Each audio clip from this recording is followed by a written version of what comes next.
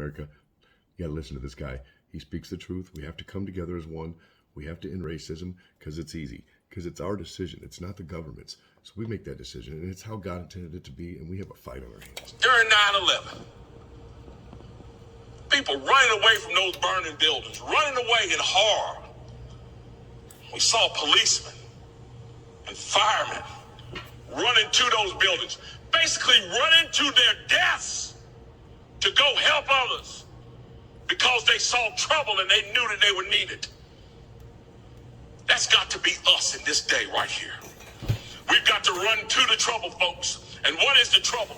The trouble is the Biden administration that is seeking to turn this country into a socialist hellhole. The trouble is Antifa that wants to roam the streets and beat you into submission. The trouble is Black Lives Matter.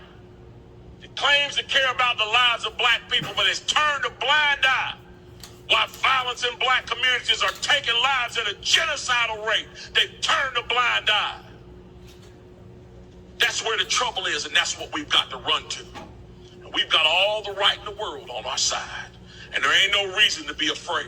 And there ain't no reason to not take the challenge dead on. Because I'm going to tell you who we come from, folks. We don't come from some weak, jellyback, spineless people. That's not who we come from.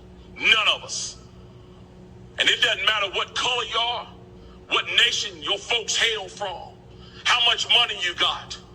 We all share the same name. We are Americans. And at Bunker Hill, there was Americans. And at Fredericksburg and Gettysburg, there was Americans. And at Iwo Jima, raising that flag on Suribachi, it was Americans.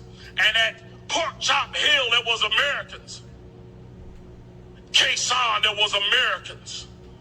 And on 9/11, there was Americans who ran towards those burning buildings. That is who you share your heritage with. You do not share your heritage with a weak and ineffective people who cower at the sight of trouble. You share your heritage with a strong and brave people who are determined to hold on to their freedom and for the freedom of future generations. Guys, it's time for us to stand up and be that generation. It's time for us to stand strong and proud and remember who we are, that we are Christians, that we are Americans, that we are Republicans, and that we are conservatives. And as long as we stand as the vanguard of freedom in this nation, freedom will survive here. And not only survive, it will thrive. So guys, it's time to put on our packs. It's time to fix those bayonets. It's time to get ready.